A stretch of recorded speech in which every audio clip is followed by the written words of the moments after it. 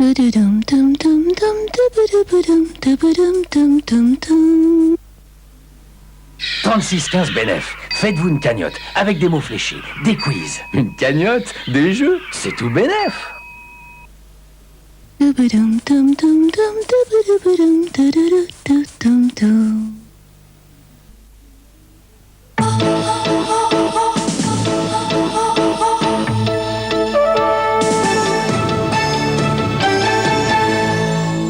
Bonsoir, dernier flash avec d'abord les informations en provenance d'Albanie avant d'aborder les derniers événements du Golfe. Des affrontements très sérieux ont en effet eu lieu ce soir à Tirana, dans la capitale de l'Albanie.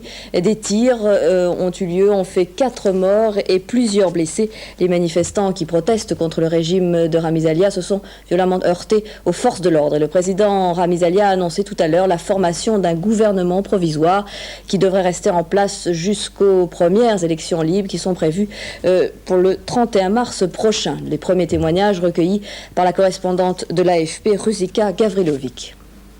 Le sang a coulé hier soir à Tirana peu après l'annonce de la création d'un nouveau gouvernement et d'un conseil présidentiel provisoire. Un conseil considéré par l'opposition comme un état-major de crise.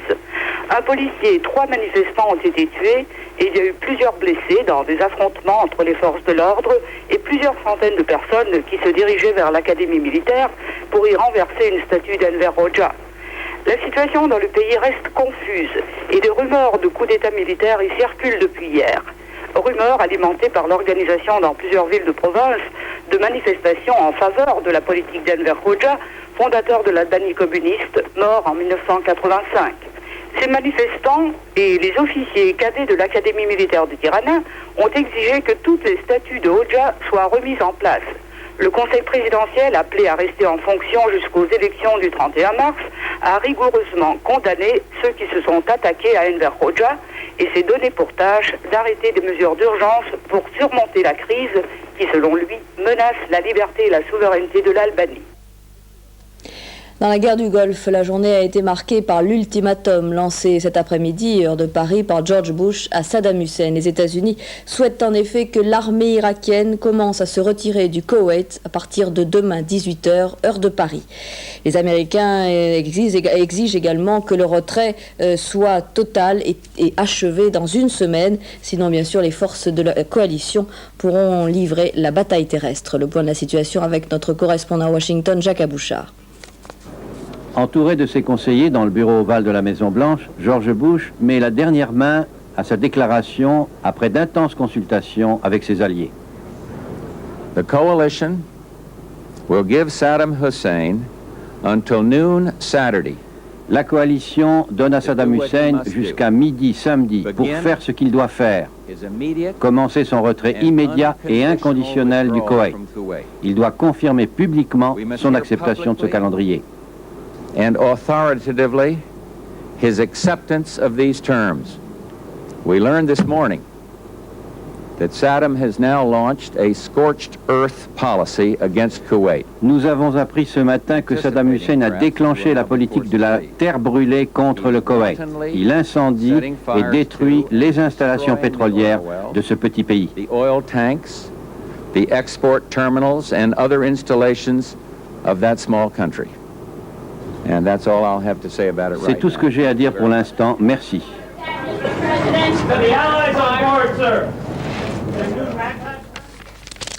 Le porte-parole de la Maison-Blanche, Marlene Fitzwater, a ensuite précisé les exigences des Américains et des alliés. Les forces de la coalition demandent notamment à l'Irak de retirer toute son armée de Kuwait City au cours des premières 48 heures, de libérer immédiatement tous les prisonniers de guerre et de fournir les cartes des champs de mines placés au Koweït. Première réaction des autorités irakiennes après l'avertissement américain. Selon un responsable du ministère de l'Information irakien, l'ultimatum de George Bush est, je cite, honteux et reflète la volonté des États-Unis de poursuivre la guerre. L'Irak a également démenti avoir mis le feu à un certain nombre de puits de pétrole au Koweït, comme l'en accusent les États-Unis. Après le plan de paix proposé hier par Moscou à l'Irak et accepté par Bagdad, l'URSS a affiné aujourd'hui ses propositions. Et le porte-parole de Mikhail Gorbatchev a précisé un certain nombre de dispositions nouvelles. Le récit des dernières tractations à Moscou avec Louis Garzou. Cette fois, plus question d'applaudissements. Lorsque Vitaly Ignatenko, le porte-parole de Mikhail Gorbatchev, est venu présenter le nouveau plan de paix élaboré avec les Irakiens, le ton grave était de rigueur. De fait, les Américains ont entre-temps lancé au nom de la coalition un ultimatum pur et simple à Saddam Hussein. Et le nouveau plan soviétique, qui ne comporte plus que 6 points, risque à son tour d'être source de préoccupation, selon le terme de la Maison-Blanche, entre Washington et Moscou. En premier lieu, la question cruciale des modalités du retrait est loin d'être réglée. Dans le plan soviétique, les troupes irakiennes commenceraient de quitter le Koweït après le cessez-le-feu et disposeraient de 21 jours pour le faire. Pour Washington, c'est au contraire le début du retrait qui entraînerait le silence des armes, et 7 jours doivent suffire aux Irakiens. Ensuite, si la question des sanctions économiques a disparu, le nouveau plan prévoit toujours l'annulation des résolutions de l'ONU contre l'Irak, ce qui rend, selon les Américains, le retrait soumis à des conditions et donc difficile à accepter. Enfin, dernière nouveauté, il n'est plus fait mention des pays membres de la coalition contre l'Irak dans le point consacré au contrôle du retrait et du cessez-le-feu. En fait, ce soir, l'URSS semble un peu gêné de par sa position entre Washington et Bagdad. Et Vitaly Ignatenko s'est montré peu loquace sur certaines questions de journalistes. Au sujet de l'ultimatum américain, c'est ce nouveau plan qui constitue la réponse soviétique. Quant aux Irakiens, ils doivent savoir, a précisé le porte-parole, que les négociations sont terminées. Et Tarek Aziz, le ministre irakien des Affaires étrangères, doit rencontrer samedi matin Mikhail Gorbatchev pour lui apporter la réponse de Saddam Hussein à ce second plan soviétique. Sachez encore que George Bush a jugé que ce plan de Moscou constituait certains progrès, mais qu'il restait insuffisant. Et puis, un certain nombre de consultations ont lieu en ce moment même au sein du Conseil de sécurité des Nations Unies, Conseil de sécurité dont le colonel Kadhafi souhaite la réunion d'urgence. Voilà, fin de ce flash. Prochain rendez-vous d'information, 7h30, une édition spéciale sur le golf avec Daniel Bilalian, 13h Hervé Claude, 20h Bruno Mazur. Je vous retrouve pour les éditions de la nuit. Merci, bonsoir.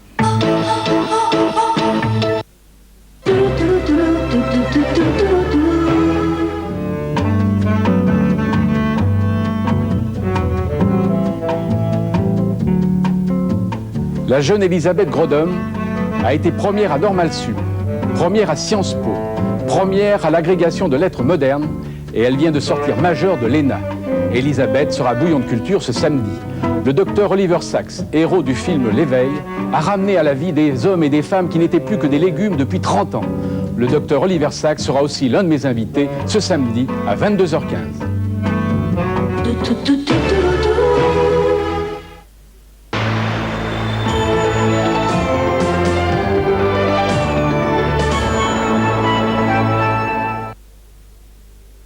Voilà, Bernard Pivot vient à l'instant de nous parler des invités qui seront ceux de Bouillon de Culture ce soir. Un bouillon, enfin une émission qui sera essentiellement axée autour des secrets du cerveau. Un thème passionnant, le rendez-vous est à 22h20. On ouvrira la soirée avec Nicole Courcel et le deuxième épisode de La Milliardaire. Là aussi, des aventures palpitantes à vivre en perspective. Et puis autre rendez-vous de ce samedi, c'est en fin de soirée, c'est Médecins de nuit. Le premier rendez-vous, c'est tout à l'heure à 7h40. L'édition, la rédaction d'Antenne 2 Plutôt vous proposera une édition spéciale golf. Et puis là, dans une trentaine de secondes environ, va démarrer Magnétosport. Vous laissez une cassette où vous regardez. C'est un résumé des épreuves de patinage de vitesse d'Albertville. Je vous souhaite une excellente nuit et à tout à l'heure donc.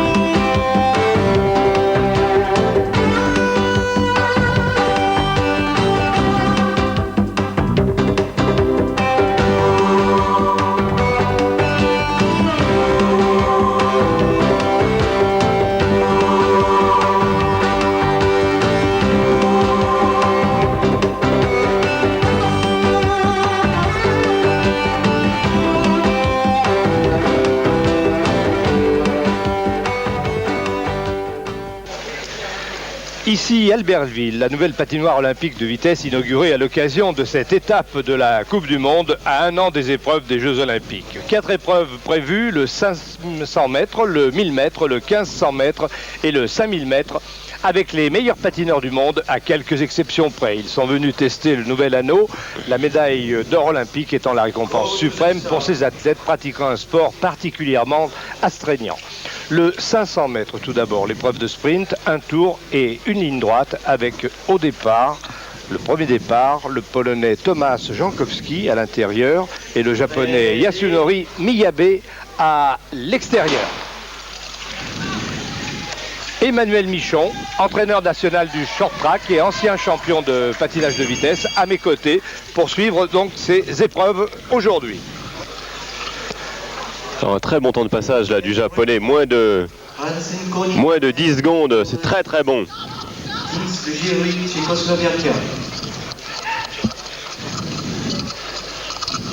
Un match très serré ici, Emmanuel. Hein, ah, mais le japonais a fait le trou et il va gagner facilement dans un temps excellent par rapport bien entendu au temps d'hier. 37-47 pour Miyabe qui a effectivement gagné l'épreuve hier dans des conditions extrêmement difficiles. Ah oui, un temps canon là pour le japonais qui donc réalise une très bonne performance, ce qui nous prouve que la glace d'Albertville est rapide, très rapide, lorsque les conditions le permettent bien entendu. Nous le voyons ici au ralenti. On peut rappeler que le record du monde est détenu par l'Allemand May depuis 2 ans, avec 36 secondes, 46 centièmes, mais c'est là tout de même vraiment une très belle performance du Japonais.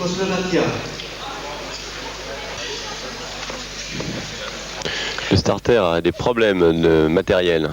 Ça fait 2 fois en fait qu'il nous explique que ce ne sont pas les patineurs qui sont responsables des faux départs, mais plutôt lui.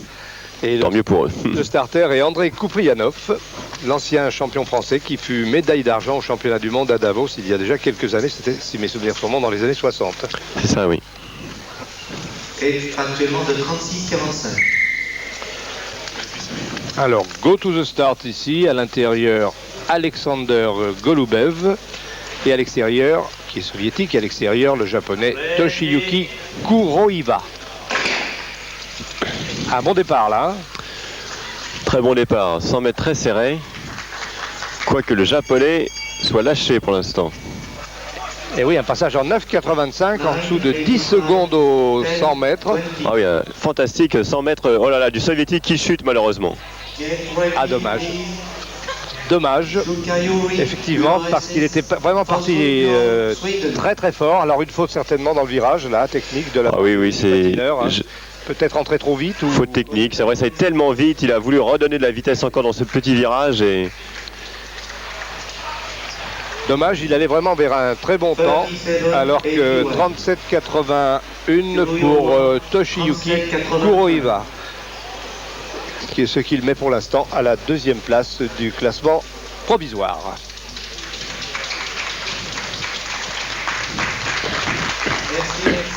Nous voyons ici le patineur soviétique dans son déséquilibre. Ah, oui. Et ça ne pardonne pas.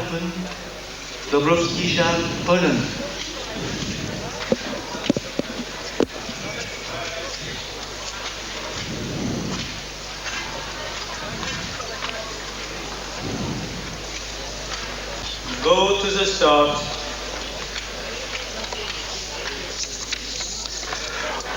Au départ, le japonais Yuji Fujimoto, à l'intérieur, opposé à Jacques Dobrowolski, le polonais.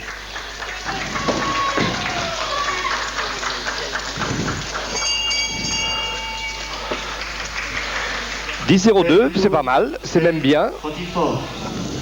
C'est même très très bien pour la première ligne droite, le premier 100 mètres.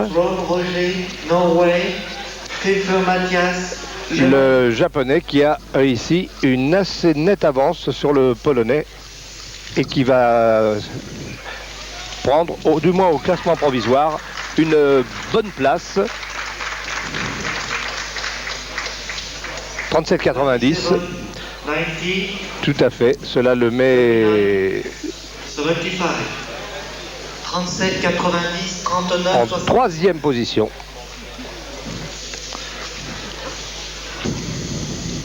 Trois Japonais pour l'instant aux trois premières places, mais il reste encore de très très bons patineurs à passer. Ogayuri, URSS, Soljunbjörn, Sweden. Go to the start.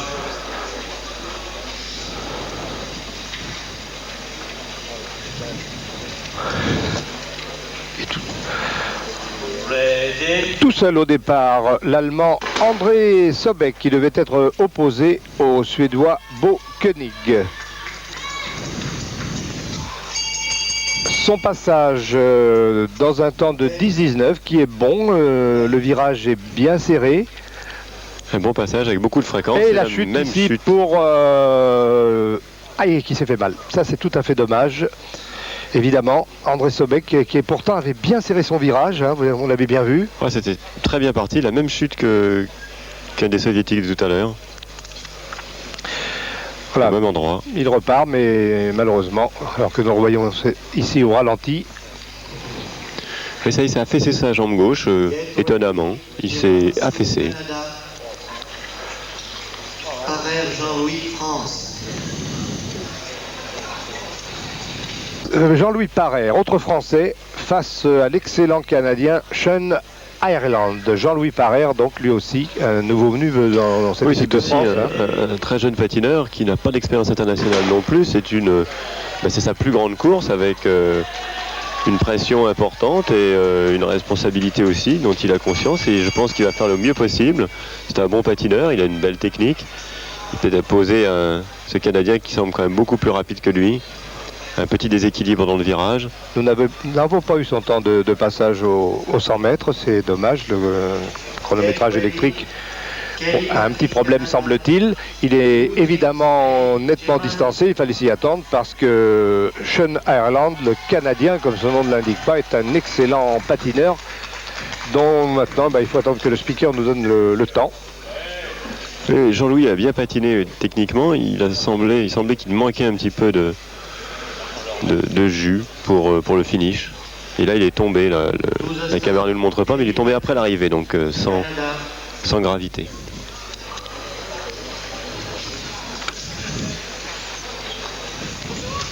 Nous voyons ici dans la ligne droite, c'est toujours cette image très impressionnante des patineurs en plein effort, avec toujours des cuisses vraiment très très très impressionnantes, ce qui nous rappelle celle de Eric Hayden. Go to the start. Eh bien, le champion olympique depuis Calgary, il est ici, à l'extérieur, Uwe Jens May, alors que les temps, je les donne rapidement, 38 secondes 26 centièmes pour Uwe Streb et 38 secondes 66 centièmes pour Robert Dubreuil.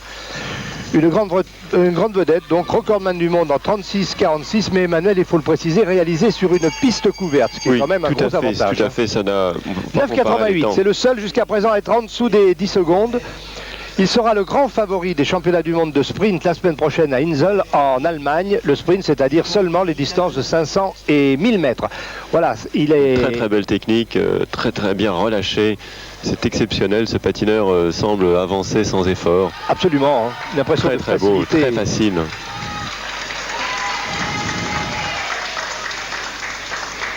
« 37,60 », c'est... Il ne gagnera pas. Pourtant, il donnait une impression tout à fait extraordinaire. Hein. Il faut dire que c'est quand même un désavantage pour lui de patiner dans le troisième groupe, car la glace est très très abîmée maintenant par les patins et surtout dans la ligne de départ. Donc c'est pas étonnant qu'il ait perdu, mais ça redonne le niveau, cette technique fantastique de ce patineur, ce relâchement. Vraiment, c'est un talent.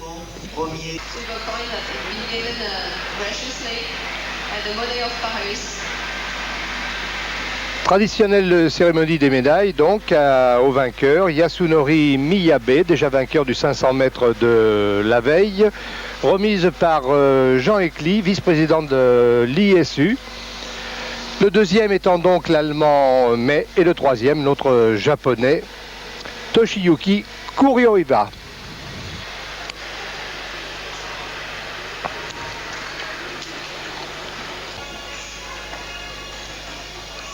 Nous abordons maintenant l'épreuve du 1000 mètres, qui est encore une épreuve de sprint, puisque je vous le rappelle, les championnats du monde de sprint qui auront lieu la semaine prochaine à Insel en Allemagne seront disputés sur les deux distances 500 et 1000 mètres. Au départ ici à l'intérieur, le Canadien Sean Ireland opposé à l'Allemand Olaf Zinke, deux des meilleurs patineurs actuels dans ce domaine de la vitesse. Vous voyez comme le virage a été bien pris à la corde.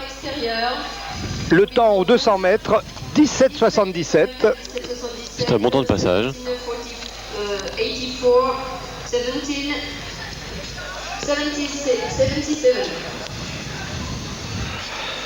L'autre temps sera pris aux 600 mètres. C'était donc un départ dans la ligne opposée et les patineurs croisent donc tantôt à l'intérieur, tantôt à l'extérieur pour que la distance soit absolument respectée. Léger avantage ici à l'Allemand. Il reste un tour maintenant, vous venez d'entendre la cloche, et Olaf Zinke qui va maintenant prendre l'intérieur.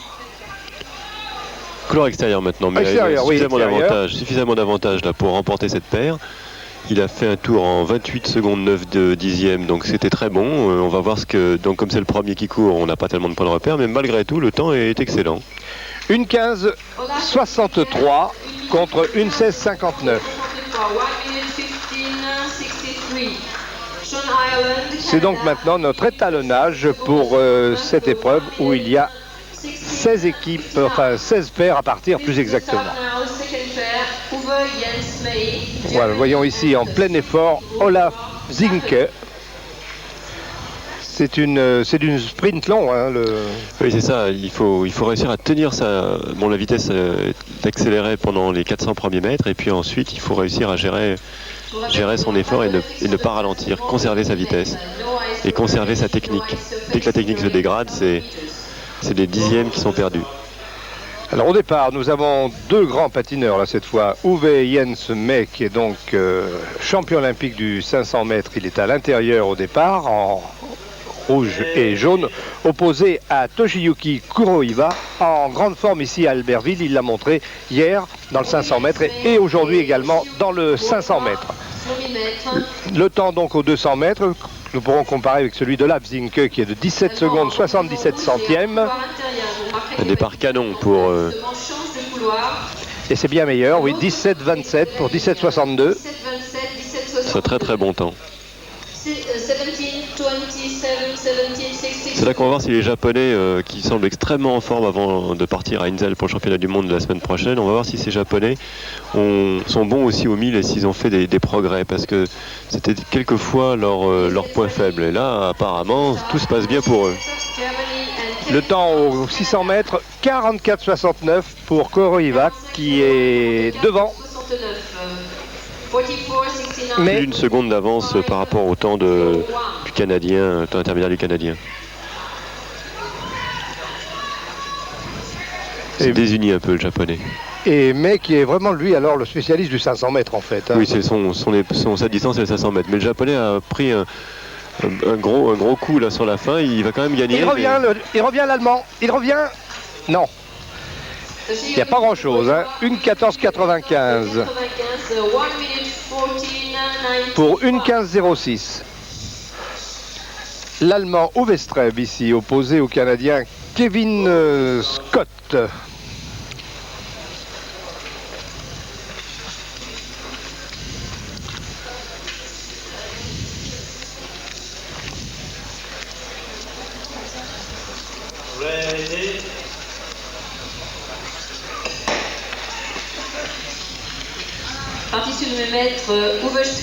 Un sprint donc très très long sur 1000 mètres. Le meilleur temps pour l'instant 17,27 par Uwe Jens May aux 200 mètres. 17,41 pour Streb. C'est un peu moins rapide, mais Streb est plutôt un spécialiste donc du 1000 et on peut s'attendre à ce qu'il tienne bien la distance. Quoique les temps de May et du japonais Kuroiwa sont d'excellents temps pour des patinoires comme ça extérieures. Mais l'attitude de cet Allemand très penché dans le virage. Il gagne dans tous les cas. pour les deux patineurs. 45-61. 45-61. Une seconde de retard sur le japonais. Au 600 mètres. Il se désunit un peu l'Allemand. C'est un peu laborieux sur la fin dans sa ligne droite. Alors que le Canadien reste bien placé.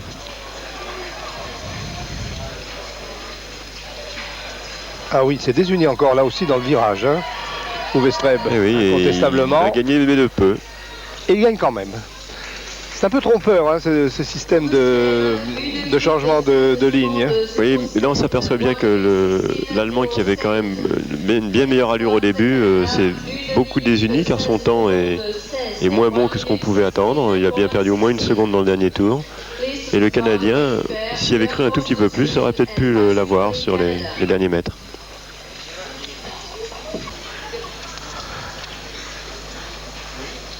Guy Thibault est à l'intérieur, le Canadien. Roland Brunner, l'Autrichien, à l'extérieur en vert. Et donc se déroule actuellement devant vous la deuxième distance de cette seconde journée de la Coupe du Monde de patinage de vitesse, messieurs. 1000 mètres, 2 tours et demi. Pour en découdre. 1000 mètres, comme vient de dire le speakerine, c'est 2 tours et demi et le temps aux 200 mètres, 17,47. Ça n'est pas mauvais. Et Guy Thibault est un bon spécialiste du 1000 mètres.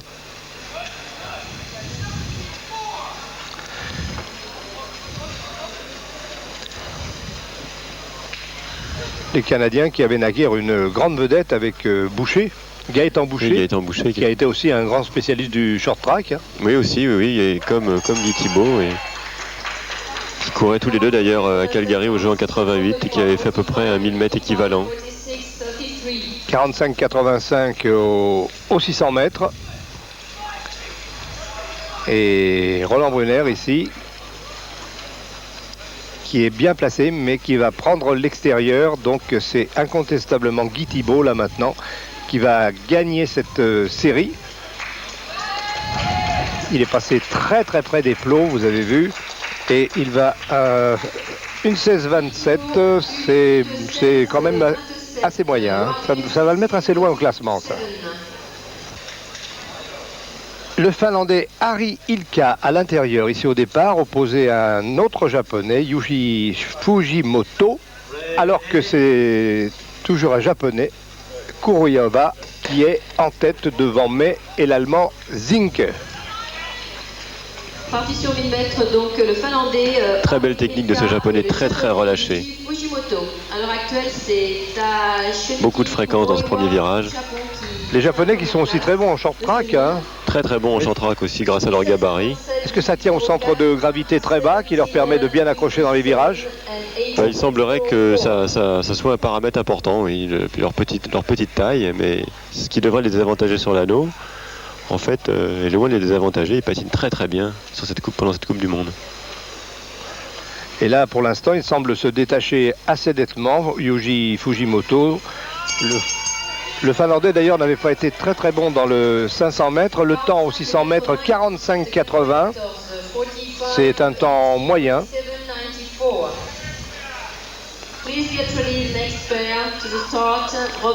Le Japonais conserve sa technique et sa fréquence de jambes. Hein. On s'aperçoit dans ce dernier tour, c'est quand même... Il s'en sort bien.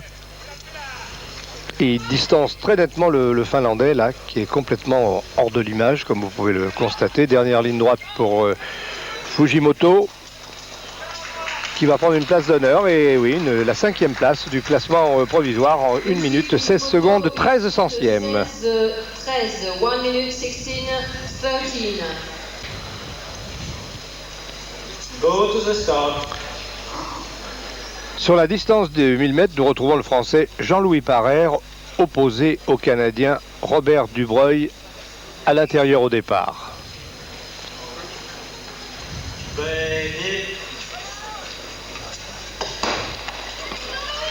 C'est sa meilleure distance ou c'est le 500 mètres Parère? C'est peut-être quand même le 1000 1500 mètres pour Jean-Louis là. Alors ce sont des patineurs qui s'entraînaient jusqu'ici à Chamonix, mais je pense que maintenant ils vont pouvoir avoir accès ici à cette patinoire, non? Bien sûr, ils s'entraînent à Albertville depuis que c'est ouvert, et avant ils avaient été faire un stage à Chamonix pour pouvoir s'entraîner en attendant l'ouverture de cet anneau olympique. Jean-Louis Parert a forte partie car Dubreuil est un très bon spécialiste du 1000, mais ce qui peut aussi l'encourager. Oui, il est tiré quand même, là, c'est bon. Hein. Mais quand on est un peu trop loin, c'est plutôt décourageant. Espérons qu'ils ne prennent pas trop de retard aux 600 mètres. Aux 600 mètres pour Dubreuil, 46,69. Ça n'est pas un temps extraordinaire.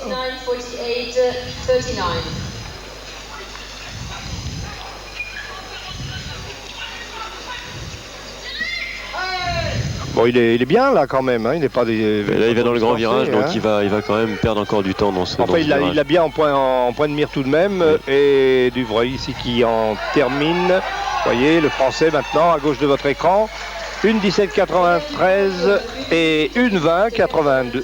Il n'y a pas un gros écart. Un 12e, l'autre 14e pour l'instant au classement provisoire. Bon, pour Jean-Louis Parert. 14e place au classement provisoire.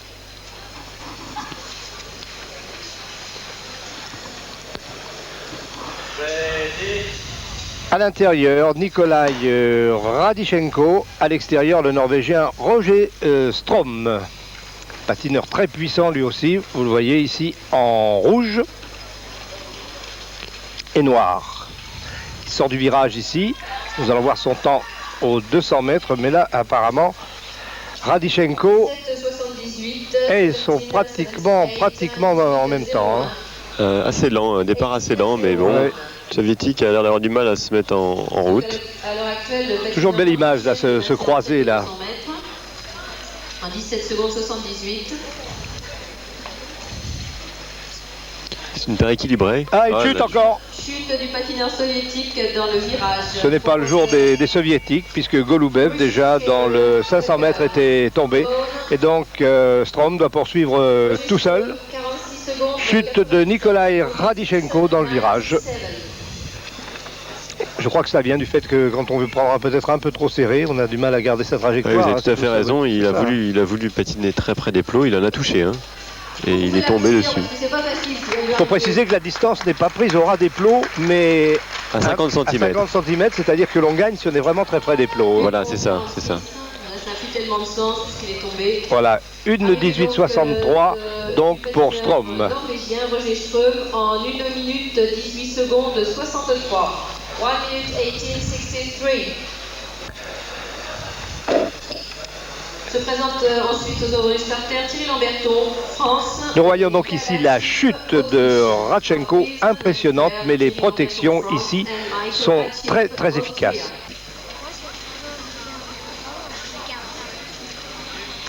Eh bien, nous avons au départ ici, après quelques confusions, le Suédois Bokenig opposé au Polonais Jacques Dobrowolski. Un départ qui paraît assez rapide, mais il faut se méfier des impressions visuelles parce que notamment Bokenig paraissait très agité des bras, mais ça n'est pas forcément une preuve d'efficacité. Tout à fait.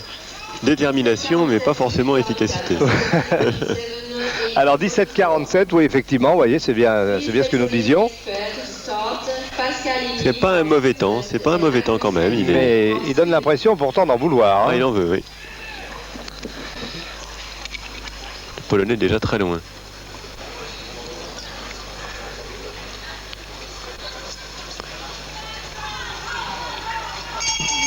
La cloche et le temps aux 600 mètres, 46,61. Ben non, c'est pas si mal. Hein. Oui, oui, mais il semblerait qu'il commence à se désunir. Le bras bouge beaucoup dans le dos. Et d'ailleurs, le Polonais Dobrowolski revient. Hein. Comme il va dans le grand virage, je crois qu'il... il donnait l'impression de revenir dans la ligne droite, mais en réalité non. Et effectivement, en prenant l'extérieur, il est hors de question qu'il revoie Bokenig avant l'arrivée.